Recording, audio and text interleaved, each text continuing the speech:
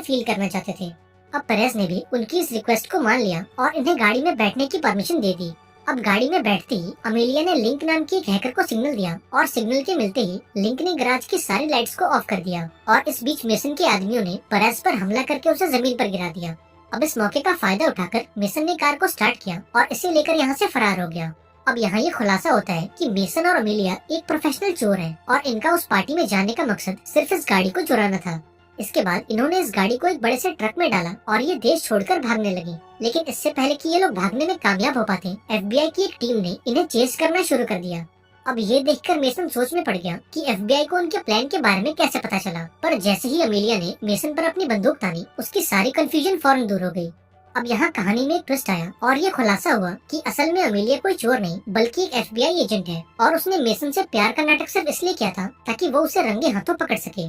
अब ये जानकर मेसन का दिल टूट गया क्योंकि वो अमेलिया से बहुत प्यार करता था, लेकिन इसके बावजूद भी उसने अपनी टीम को प्लान बी के लिए बोला और ये ऑर्डर्स मिलते ही उन्होंने अपनी सारी गाड़ियों को नदी में उतार दिया। अब इस प्लान बी के चलते वो उस गाड़ी को तो नहीं चुरा पाए, लेकिन एफबीआई के हाथों पकड़े जाने से बाल बाल बच गए। इसके बाद हम 3 महीने बाद का सीन देखते हैं जहाँ मेसन ने अब चोरी चकारी छोड़ दी और शहर के बाहर एक आम जिंदगी बिताने लगा। अब एक दिन मेसन का छोटा भाई शॉन उसके पास आया और उसे बताया कि वो एक बैंक में चोरी करने का प्लान बना रहा है और वो मेसन को भी इस प्लान में शामिल करना चाहता है। हालांकि मेसन ने ये कहकर इनकार कर दिया कि अब मैं रिटायर हो चुका हूँ और अब मुझे किसी नए लफड़े में नहीं पड़ना।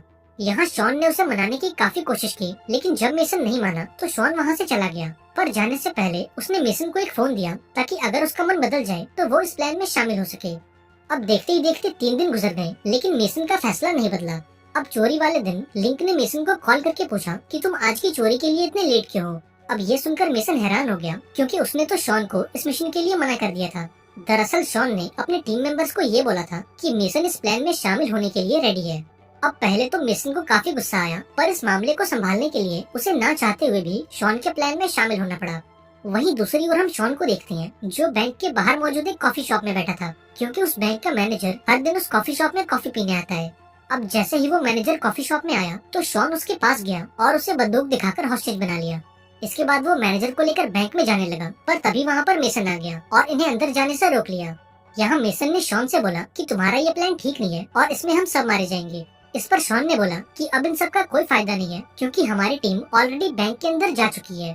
इसके बाद ये तीनों बैंक में गए, जहाँ मेसन ने देखा कि उसकी टीम के सभी लोग भेष बदलकर आम लोगों में घुल मिल चुके थे।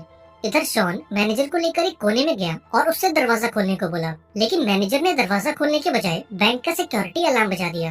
अब अलार्म के बजते ही पूरे बैंक में खलबली मच गई और बैंक के सिक्योरिटी गार्ड्स इन चोरों पर गोलियां बरसाने लगे।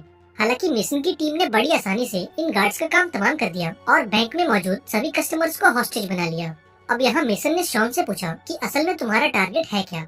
इस पर शॉन ने बताया कि वो एक लॉकर की तलाश में है जो एक इसाबेल फेरो नाम की औरत को बिलोंग करता है और उस लॉकर में एक हार्ड ड्राइव है जिसके अंदर कई मिलियन डॉलर्स की क्रिप्टो करेंसी है।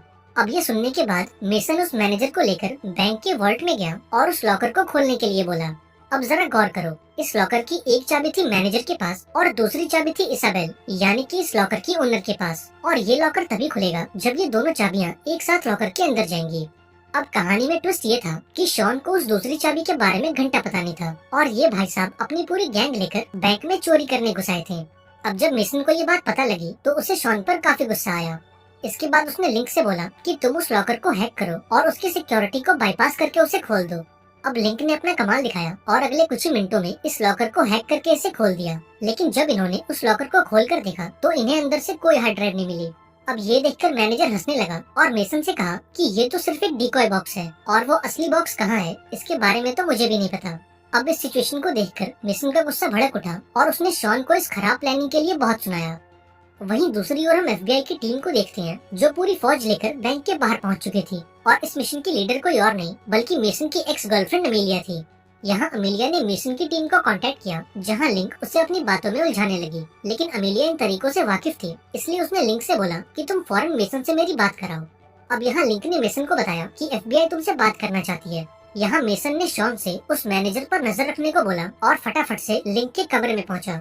अब जब फोन पर उसने अमेलिया की आवाज सुनी तो उसकी पुरानी यादें दोबारा से जाग उठी, लेकिन फिर मेसन ने खुद को याद दिलाया कि अब अमेलिया उसकी दुश्मन है और वो उसकी टीम को पकड़ने आई है। इसके बाद मेसन ने अमेलिया से नेगोशिएट करना शुरू किया और उससे कहा कि तुम अपनी टीम को बैंक से 50 फीट दूर कर लो, वरना मैं एक एक करके इन हॉस्टेजेस को मार दूंगा। इसके साथ ही तुम हम सभी के लिए पिज्जा और बियर का इंतजाम करो और उन पिज्जा बॉक्सेस को डिलीवर करने तुम खुद बैंक के अंदर आओ। अब अमेलिया ने इस डिमांड को मान लिया, लेकिन इसके बदले में उसने मेसन से 2 लोगों की रिहाई मांगी और मेसन ने भी बिना आनाकानी किए उसकी इस डिमांड को मान लिया। इसके बाद मेसन की टीम ने सभी हॉस्टेजेस को ऊपर वाले हॉल में शिफ्ट किया और अमेलिया का इंतजार करने लगे। अब थोड़ी देर बाद अमेलिया ने खाने पीने का इंतजाम किया और उसे लेकर बैंक के अंदर पहुंची। अब यहाँ उसकी मुलाकात मेसन से हुई, जो उसे देखकर काफी खुश हुआ और उससे प्यार भरी बातें करने लगा। हालांकि अमेलिया ने इन बातों पर ध्यान नहीं दिया और उसने मेसन से सरेंडर करने को बोला, लेकिन मेसन ने इसके लिए साफ इनकार कर दिया और अमेलिया को बैंक से बाहर भेज दिया। इसके बाद उसने सभी को खाना खिलाया और डील के मुताबिक 2 लोगों को रिहा कर दिया। लेकिन तभी कुछ ऐसा हुआ जिसकी उम्मीद किसी को नहीं थी। दरअसल उस मैनेजर ने शॉन पर हमला कर दिया और उसकी बंदूक लेकर वहाँ से फरार हो गया। अब ये देखकर मेसन भी उसके पीछे भागा और एक लंबी भाग दौड़ के बाद आखिरकार वो मैनेजर पकड़ा गया। इसके बाद मेसन ने मैनेजर को इंटरोगेट किया और उससे इसाबेल के बारे में सारी जानकारी निकलवाई। अब यहाँ मैनेजर ने बताया कि इसाबेल फैरो इस देश के सबसे बड़े गैंगस्टर एबिल की बीवी है। वो बताता है कि एबिल एक बहुत ही खतरनाक गैंगस्टर है और उसके पास इस देश के सभी पावरफुल पॉलिटिशियंस का सपोर्ट है और शायद उस हार्ड ड्राइव में उन पॉलिटिशियंस के काले कारनामों के सबूत मौजूद हैं और अगर वो सबूत बाहर आ गए तो इस देश की सरकार खतरे में आ जाएगी। हालांकि ये सब जानने के बाद भी मेसन ने उस हार्ड ड्राइव को चुराने का फैसला किया ताकि वो सरकार को ब्लैकमेल करके इस बैंक से बाहर निकल सके। वहीं बैंक के बाहर एक गाड़ी आकर रुकी जिसमें कोई और नहीं बल्कि एबिल का लॉयर मौजूद था। यहाँ उसने अमेलिया को ऑर्डर दिया कि अगर अगले 1 घंटे में तुम्हारी टीम ने उन चोरों को नहीं पकड़ा तो यूएस आर्मी इस बैंक पर हमला कर देगी। अब अमेलिया को समझ नहीं आया कि उसे ऑर्डर देने वाला ये आदमी असल में था कौन। अब उसने इस बारे में अपने सुपरवाइजर से बात की, जहाँ उसे पता चला कि उस बंदे का नाम एलेक्स है और वो एबिल का वकील है। यहाँ सुपरवाइजर ने अमेलिया को बताया कि एबिल के पास इस देश के सभी पावरफुल पॉलिटिशियंस का सपोर्ट है और इसलिए हम इस मामले में कुछ नहीं कर सकते। वो अमेलिया से कहता है कि तुम जल्द से जल्द उन चोरों को बैंक से बाहर निकालने की कोशिश करो, क्योंकि अगर एक बार यूएस आर्मी बैंक के अंदर चली गई तो उन चोरों के साथ साथ बहुत से हॉस्टेज भी मारे जाएंगे।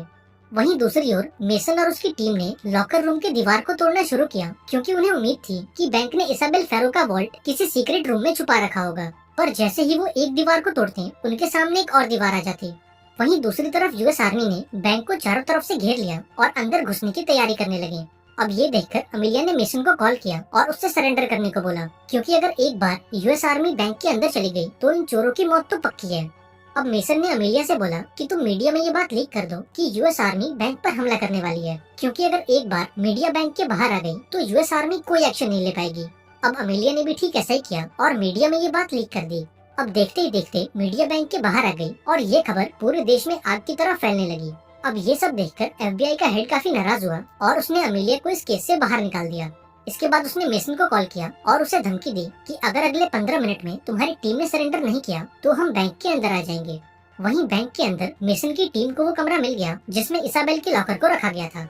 अब लॉकर के मिलते ही मेसन ने लिंक से बोला कि तुम इस लॉकर को हैक करो और इसके पासवर्ड को बाईपास करके इसे खोल दो। इस पर लिंक ने बोला कि इस लॉकर की सिक्योरिटी काफी स्ट्रांग है और इसे खोलने में कम से कम 10 मिनट लगेंगे, जबकि अगले 8 मिनट के अंदर यूएस आर्मी बैंक के अंदर आ जाएगी। अब ये देखकर मेसन ने एक प्लान बनाया और एक एक करके सभी हॉस्टेजेस को छोड़ने लगा ताकि लिंक को वो लॉकर खोलने के लिए टाइम मिल सके। अब अगले कुछ ही मिनटों में सभी लोगों को छोड़ दिया गया और आखिर में उस मैनेजर को छोड़ने के बाद मेसन के टीम मेंबर्स ने एक एक करके सरेंडर करना शुरू किया। अब सभी लोग तो बैंक से बाहर आ गए, लेकिन मेसन और लिंक अब भी बैंक के अंदर मौजूद थे। अब ये देखकर एफबीआई के हेड को काफी गुस्सा आया और उसने यूएस आर्मी को ये ऑर्डर दिया कि वो बैंक के अंदर जाएं और मेसन को देखते ही उसे गोली मार दें। अब ऑर्डर्स मिलते ही यूएस आर्मी बैंक के अंदर घुस आई और कुत्तों की तरह मेसन को ढूंढने लगी। अब जैसे ही वो उस कमरे में पहुंचे तो उन्होंने मेसन को देखा, जो अपने हाथ में बॉम्ब लेकर उनका इंतजार कर रहा था। अब अभी ये लोग कुछ सोच पाते उससे पहले एक धमाका हुआ और मेसन समेत यूएस आर्मी के सभी सोल्जर्स भी मारे गए और इस तरह से शॉन की इस खराब प्लानिंग के चलते मेसन को अपनी जान गंवानी पड़ी। अगर आपको भी ऐसा ही लगता है तो जरा वेट करो, क्योंकि अब कहानी में एक बहुत बड़ा ट्विस्ट आने वाला है। अब इस घटना के कुछ महीनों बाद अमेलिया ने एफबीआई से रिजाइन कर दिया, क्योंकि वो इन करप्ट लोगों के साथ काम नहीं करना चाहती थी। अब इस रेजिग्नेशन के बाद वो अपनी छुट्टियां मनाने के लिए एक प्राइवेट आइलैंड पर गई, जहां मेसन पहले से उसका इंतजार कर रहा था। अब यहाँ ये खुलासा होता है कि मेसन और अमेलिया शुरू से ही एक ही टीम में थे और इन दोनों ने जानबूझकर परस की उस कार वाली चोरी को फेल किया था ताकि एफबीआई को अमेलिया पर यकीन हो सके। इसके बाद ये कहानी फ्लैशबैक में जाती है और हम उस धमाके से कुछ देर पहले की कहानी देखते हैं। अब जब यूएस आर्मी बैंक के अंदर आई तो मेसन ने उनसे एक डिमांड की कि वो एबिल के वकील एलेक्स से मिलना चाहता है। अब ना चाहते हुए भी उन्हें मेसन की ये डिमांड माननी पड़ी, क्योंकि वो सारे सबूत अब भी मेसन के पास ही थे। अब थोड़ी देर बाद एलेक्स मेसन से मिलने पहुंचा, जहां मेसन उसे धमकी देते हुए बोला कि अगर तुमने मेरे अकाउंट में 500 मिलियन डॉलर्स नहीं डाले तो मैं इन सारे सबूतों को पब्लिक कर दूंगा। इसके साथ ही तुम्हें मुझे और मेरी टीम को एक नई पहचान देनी होगी, ताकि हम उस नए नाम के साथ एक नई जिंदगी शुरू कर सकें। अब चूंकि एबिल की गर्दन मेसन के हाथों में थी, इसलिए उसने मेसन की सभी डिमांड्स को मान लिया। इसके बाद बैंक में एक फर्जी धमाका किया गया, ताकि लोगों को लगे कि मेसन इस धमाके में मर चुका है। वहीं दूसरी ओर हम मेसन और अमेलिया को देखते हैं, जिन्होंने अब चोरी चकारी छोड़ दी